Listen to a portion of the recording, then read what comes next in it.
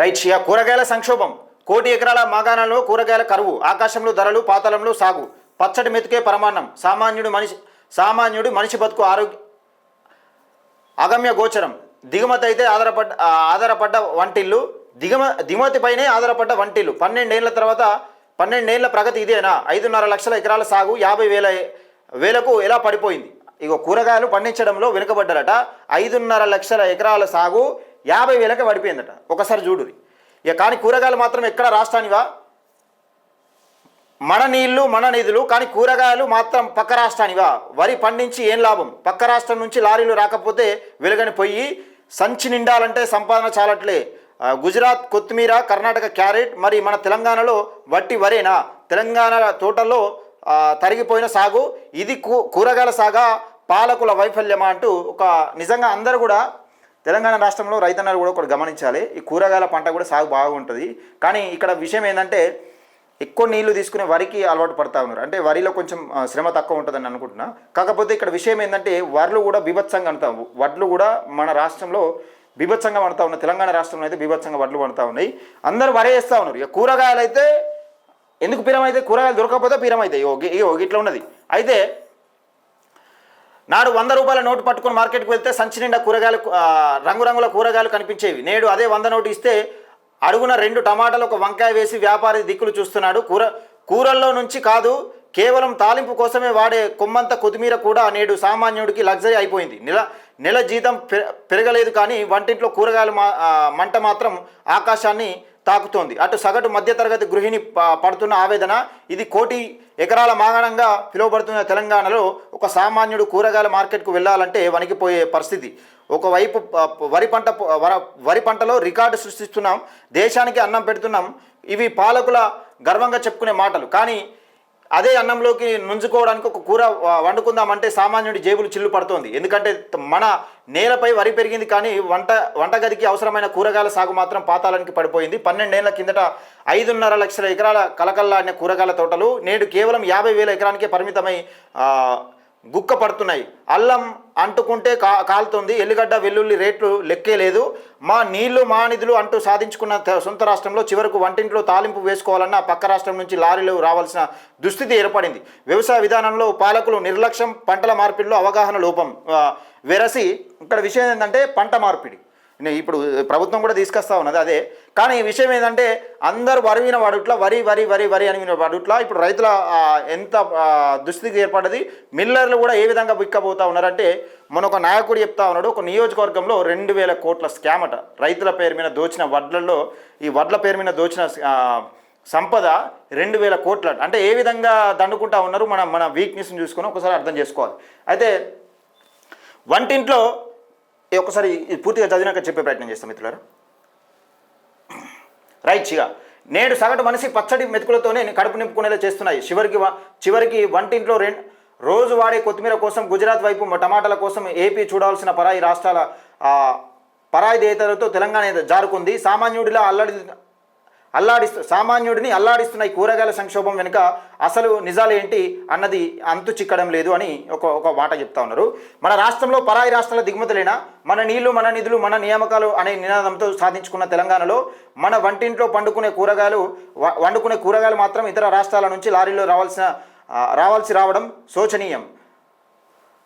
స్వయం సమృద్ధి సాధిస్తామని భావించిన ప్రజలకు పాలకుల అనాలోచిత విధానాల వల్ల నిరాశ మిగిలింది. ఏటా తెలంగాణకు 56 లక్షల టన్నుల కూరగాయలు అవసరమైతే మన రాష్ట్రంలో పండుతున్నది కేవలం 10 లక్షల టన్నుల లోపే. అంటే మిగతా 46 లక్షల టన్నుల కూరగాయలు మనం పొరుగు రాష్ట్రాల వైపు దీనంగా చూడాల్సి వస్తుంది. అంటే ఇక్కడ మనకు అవసరం కావాల్సింది ఎంత అంటే 56 లక్షల టన్నులు. 56 లక్షల టన్నుల కూరగాయలు మనకు అవసరం ఉంటుంది ఏటా. కానీ మనం ఇక్కడ విషయం మనం పండించేది ఏంటంటే 10 లక్షల టన్నులు పండిస్తున్నాం. మిగతా 46 లక్షల టన్నులు మనం పక్క రాష్ట్రం వైపు చూస్తున్నాం. అంటే మనం ఎంత పండిస్తున్నాం ఎంత అనేది ఒకసారి ఆలోచన చేసుకోవాలి. రేట్లు పెరుగుంటే అడవులు రేట్లు పెరుగుతాయి. ఇక వైపు దీనంగా చూడాల్సి వస్తుంది. మన ఇంట్లో ప్రతిరోజు వాడే వస్తువులన్నీ పరాయి రాష్ట్రాల నుంచి లారీల్లో వచ్చి పడుతుండమే. ఆంధ్రప్రదేశ్లోని మదనపల్లి, చింతలపల్లి ప్రాంతాల నుంచి టమాటాలు, దొండకాయలు, బెండకాయలు, కర్ణాటక నుంచి carrot, cauliflower, cabbage, beans, capsicum, Maharashtra నుంచి ఆలుగడ్డ, ఉల్లిగడ్డ, అల్లం, వెల్లుల్లి, గుజరాత్ నుంచి చివరి రోజు వరకు వాడే కొత్తిమీర కూడా అక్కడి నుంచి రావాల్సిన పరిస్థితి ఏర్పడింది. ఒకప్పుడు హైదరాబాద్ శివార్లంతా తోటలతో, ఆకుకూరల తోటలతో కలకలలాడేవి. కానీ ఇప్పుడు నేడు కాంక్రీట్ జంగిల్స్గా మారడంతో పండ్లు, కూరగాయల కోసం ఇతర రాష్ట్రాలపై ఆధారపడే దయనీయమైన స్థితికి చేరుకున్నాం. వరి 3 రెట్లు పెరిగి కూరగాయలు కనుమరుగాయి. వరి 3 రెట్లు పెరిగిందట, కూరగాయలు కనుమరుగైపోయినాయి. ఈ సంక్షోభానికి ప్రధాన కారణం ప్రభుత్వాల నిర్లక్ష్యం, పంట మార్పిడిపై రైతుల అవగాహన కల్పించకపోవడమే. వరి సాగు విస్తీర్ణం ఊహించని విధంగా పెరిగితే కూరగాయల సాగు పాతాళానికి పడిపోయింది. గత 12 ఏళ్ల కాలంలో 2014 నుండి 2026 వరకు సాగు విస్తీర్ణంలో వచ్చిన మార్పులు పాలకుల వైఫల్యానికి అద్దం పడుతున్నాయి. 12 ఏళ్ల కిందట 5.5 లక్షల ఎకరాల్లో సాగైన కూరగాయలు నేడు కేవలం 1 లక్ష ఎకరాల లోపు, కొన్ని సీజన్లో 50,000 ఎకరాలకే పరిమితం కావడం గమనార్హం. వరి, మొక్కజొన్న, ఆయిల్ ఫామ్, పత్తి, మిరప తప్ప మిగిలిన నిత్యావసర పంటల సాగు నామమాత్రంగా మారింది. ఇప్పటికే ధరలతో సగటు మనిషి అల్లాడిపోతుంటే రాబోయే రోజుల్లో ఎల్నినో ప్రభావం ఉత్తరాది రాష్ట్రాలపై ఎల్నినో అని ఒకటి ఇక్కడ వస్తుందట. దానివల్ల వర్షం ఎక్కువ పడకపోవచ్చు అని చెప్తా ఉన్నారు. ఉత్తరాది రాష్ట్రాలపై తీవ్రంగా ఉండనుందనే వార్తలు మరింత భయపడుతున్నాయి. ఈ ప్రభావంతో అక్కడ దిగుబడి తగ్గి మనకు వచ్చే సప్లై ఆగిపోతే కొత్తిమీర కట్ట కూడా దొరకని పరిస్థితి వస్తుందని రాష్ట్ర వ్యవసాయ కమిషనర్ సభ్యులు హెచ్చరిస్తూ ఉన్నారు. దృష్టి సారిస్తే, లేకుంటే భవిష్యత్ అంధకారమే. ఇక్కడ ఎల్నినో వస్తే పక్క రాష్ట్రాల నుండి మనకు దిగుమతి, ఇప్పుడు మనకు వచ్చే స్టాక్ బంద్ అయింది అనుకో, కథమే. ఇక మన పరిస్థితి అగమ్య గోచరం, మొత్తం చీకటే. ఇతర రాష్ట్రాల నుంచి లారీలు వస్తేనే మన వంటింట్లో పొయ్యి వెలిగే ఈ దయనీయ స్థితి మారాలి. లోకల్గానే కూరగాయల సాగును భారీ ప్రోత్సహించడం వల్ల సమస్యకు కొంత పరిష్కారం లభిస్తుంది. కూరగాయలు పండించే రైతులకు ప్రత్యేక సబ్సిడీలు, డ్రిప్స్ ఇరిగేషన్స్, నాణ్యమైన విత్తనాలు అందించి కేవలం వరి వైపే కాకుండా లాభదాయకరమైన కూరగాయలు సాగు వైపు రైతులను మళ్లించేలా వ్యవసాయ శాఖ క్షేత్రస్థాయిలో అవగాహన సదస్సులు నిర్వహించాలి. ప్రతి నియోజకవర్గంలో వెజిటేబుల్ జోన్లను ఏర్పాటు చేయాలి. పండిన పంట పాడవకుండా మార్కెట్ యార్డుల్లో శీతలీకరణ గిడ్డంగులను ఏర్పాటు చేసి దళారుల దోపిడీ లేకుండా రైతులకు మద్దతు ధర కల్పించాలి. తెలంగాణ సమాజం స్వయం సమృద్ధి సాధించాలంటే కేవలం ధాన్యపు రాశులు ఉంటే సరిపోదు.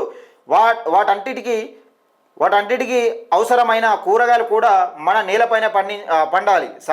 పాలకులు ఇప్పటికైనా కళ్ళు తెరిచి తక్షణ చర్యలు చేపట్టకపోతే సామాన్యులు కూరగాయలు కొనలేక పచ్చడి మెతుకులతోనే కాలం వెళ్ళదీయాల్సిన దుస్థితికి వస్తుంది. ఇప్పుడు మీకు క్లియర్గా అర్థమైపోయింది కదా. వరి 3 ఇంతలు పెరిగింది, కూరగాయల సాగు అనేది తగ్గిపోయింది. కూరగాయల సాగు తగ్గిపోవడంతో పక్క రాష్ట్రాల నుండి మనం 56 లక్షల టన్నులు మనకు అవసరమైతే 10 లక్షల టన్నులు పండుతాం. ఒకవేళ నిజంగా ఎల్నినో ప్రభావంతో తెలంగాణ రాష్ట్రంలో ఈ పక్క రాష్ట్రం నుంచి మనకు రావడం అనేది బంద్ అయింది. ఒక పక్క రాష్ట్రం నుండి రావడం అనేది బంద్ అయితే మన పరిస్థితిగా చీకటే మొత్తం. మనం ఏంటంటే కారం కలుపుకొని ఇంత నూనె పోసుకొని తినాల్సిన పరిస్థితికి వస్తుంది. ఇప్పటికైనా ఒక్కసారి ఆలోచన చేసుకొని, రైతన్నలారా మీరు కూడా ఆలోచన చేసుకోండి ఒకసారి. ఈ వరి పండించడం సరే, వరి పండించాలి, తప్పులేదు. కానీ మరీ మితిమీరి పండించి దానికి కూరగాయలు లేకుండా ఇష్టానుసారంగా మొత్తం వరి వేసి అసలు తినడానికి కూడా మనం ఏమించుకోకుండా మనం ఒకసారి చూసుకొని తినడానికి కూడా ఏమించుకుంటలేరు. దీనివల్ల నీళ్లు కరువవుతున్నాయి. ఇక్కడ పంటలకు వచ్చేసరికి పంట చేతికి వచ్చినాక ఈ మిల్లర్ల పైన ఆధారపడాల్సి వస్తుంది. ఒక్కసారి ఆలోచన చేసుకోవాలి మిత్రులారా, రైతన్నలారా, ఒక్కసారి ఆలోచన చేసుకోవాలి. ఇది తెలంగాణ రాష్ట్రంలో జరుగుతున్నది. 56 లక్షల టన్నులు మనకు అవసరం ఉంటే 10 లక్షల టన్నులు మాత్రమే పండిస్తూ ఉన్నాం. 56 లక్షల టన్నుల కూరగాయలు అవసరమైతే ఏటా తెలంగాణకు 56 లక్షల టన్నుల కూరగాయలు అవసరమైతే మనం 10 లక్షల టన్నులు మనం పండిస్తున్నాం. అంటే మిగతా 46 లక్షల టన్నులు మన పక్క రాష్ట్రం నుంచి మనం తీసుకొచ్చుకుంటున్నాం. అంటే మన పరిస్థితి ఎంత అగ్యమగోచరంగా ఉన్నది. ఒకవేళ ఎల్నినో ప్రభావంతో ఒకవేళ పక్క రాష్ట్రం నుంచి మనకు రావడం బంద్ అయితే మనది చీకటి బ్రతికే, ఇక కారం వేసుకొని తినాల్సిన పరిస్థితి. దయచేసి ఇది మొత్తానికైతే లైక్ చేయండి, షేర్ చేయండి, మీ అభిప్రాయాన్ని కామెంట్ సెక్షన్లో తెలియజేయండి. మన ఛానల్ని సబ్స్క్రైబ్ చేసుకోండి.